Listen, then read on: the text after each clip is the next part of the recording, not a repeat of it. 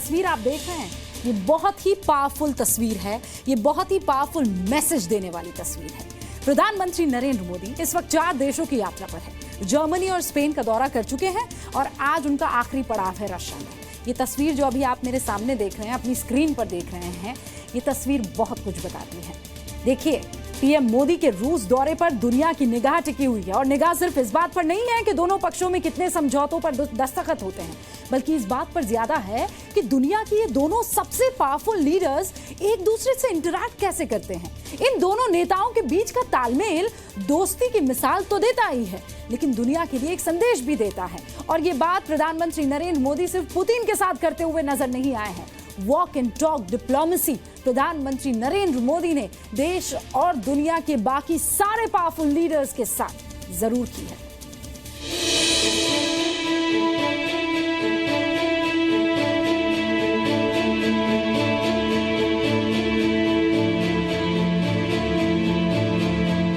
मोदी की walk and talk का power. मैं आपके बीच में हूं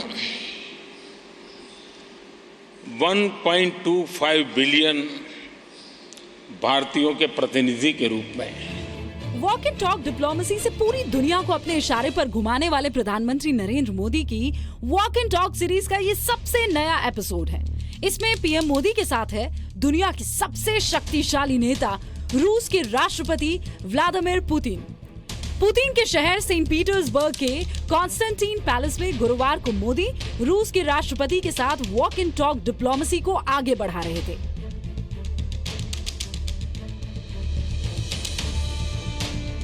पीएम मोदी दाहिनी तरफ थे और पुतिन बाईं तरफ। वीडियो में ऐसा लग रहा है जैसे मोदी कुछ पूछ रहे हो और पुतिन बता रहे हैं। दोनों के चेहरे पर मुस्कान थी, दोनों एक दूसरे की बातों का समर्थन भी कर रहे थे। मोदी पुतिन के इस वीडियो की चर्चा आज की इन तस्वीरों से कहीं ज्यादा है। ये तस्वीरें पीएम मोदी के म्यूजियम दौरे की है। मोदी सबसे पहले द स्टेट हर्मिटेज म्यूजियम गए।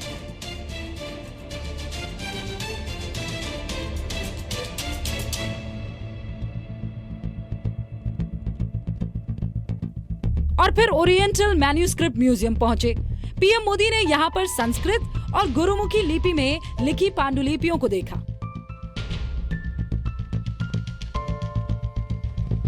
रूस के इस म्यूजियम में भागवत गीता समेत कई भारतीय वेदों और ग्रंथों को संजोया गया है।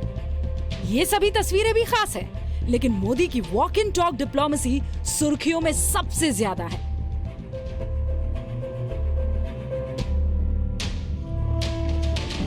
अब इन 4 तस्वीरों को देखिए।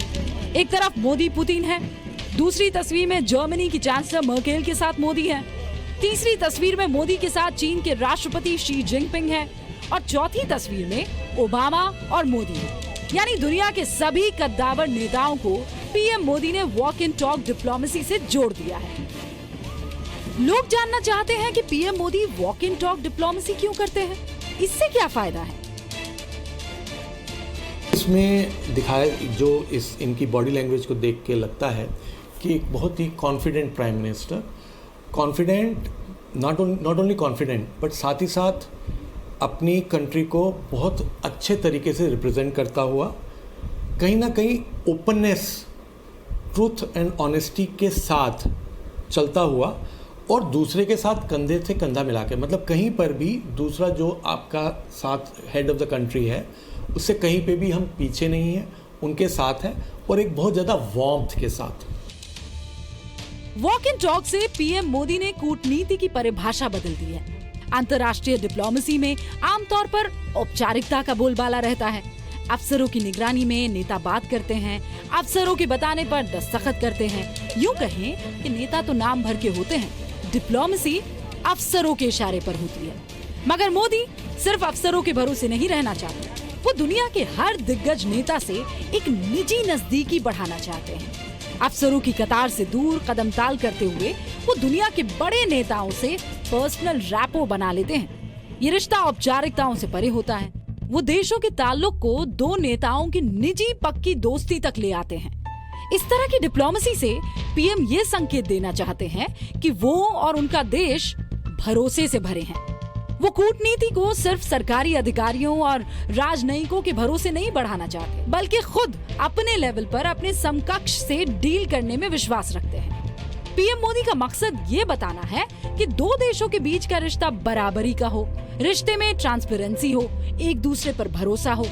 वॉक एंड टॉक के जरिए पीएम मोदी दो राष्ट्रीय अध्यक्षों में दोस्ती को बढ़ावा देना चाहते हैं। ये दर्शाता है कि he is open about everything. वो एक ट्रांसपेरेंट तरीके से सबके लिए रिप्रेजेंट कर रहे हैं और उनको कोई चीज़ ऐसी नहीं है कि उनको छुपानी है, और वो एक खुले दिल से अपनी कंट्री के लिए जो मैक्सिमम हो सकता है वो करना चाह रहे हैं। अमेरिका, रूस और जर्मनी जैसे देशों से रिश्ते को और मजबूत करने के लिए जिस वॉक एंड टॉक डिप्लोमेसी को पीएम मोदी ने लॉन्च किया था, भारत को उसका नतीजा भी मिल रहा है और दुनिया को इस डिप्लोमेसी की लत भी पड़ने लगी है। ब्यूरो रिपोर्ट, जी मीडिया। और आपको बता दें, जब दो पावरफुल लीडर्स आपस में या राष्ट्रीय अध्यक्ष आपस में मिल रहे होते हैं तो बॉडी लैंग्वेज एक्सपर्ट्स ये कहते हैं कि जो राइट हैंड साइड पर मौजूद होता है और जब हाथ मिला रहा है और उसका राइट हैंड साइड ऊपर आ रहा है तो वो डोमिनेटिंग नजर आता है, और मोदी अक्सर इसी तरीके से इसी पोजीशन में नजर आते हैं।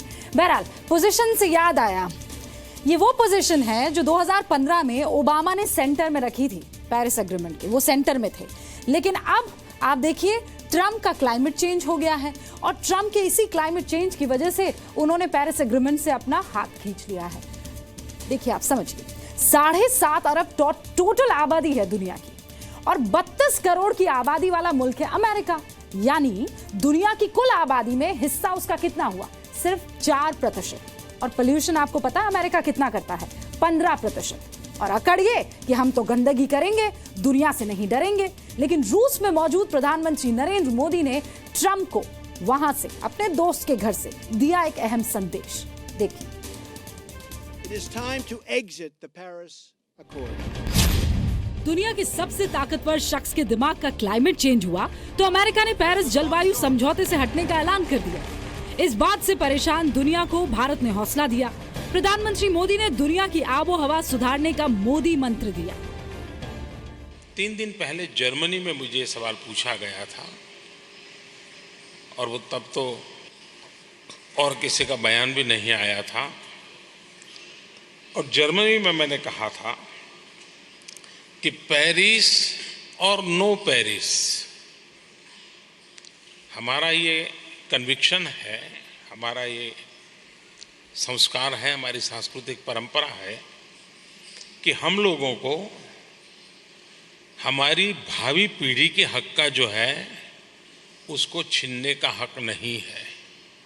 हमारी भविष्य में आने वाली पीढ़ियों के लिए हमें ऐसी सुंदर पृथ्वी छोड़ के जाना चाहिए ताकि वे भी सुख चैन की जिंदगी जी सकें, शुद्ध हवा ले सकें और अच्छी तरह गुजारा कर सकें।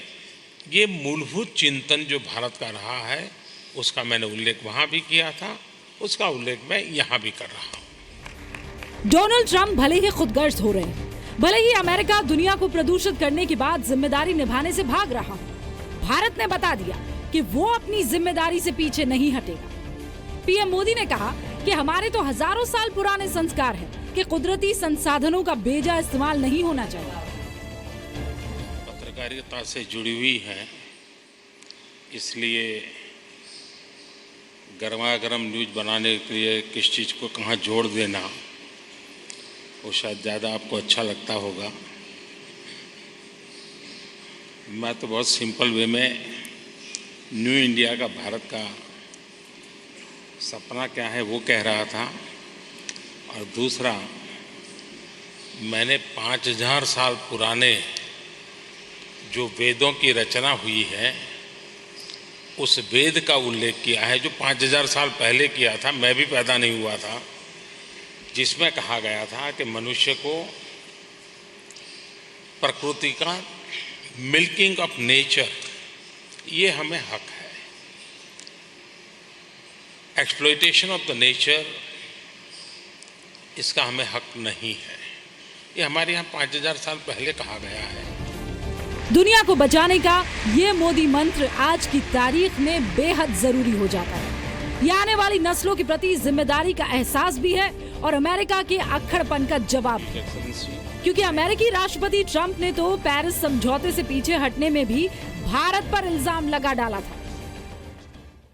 The world's leader in environmental protection, while imposing no meaningful obligations on the world's leading polluters.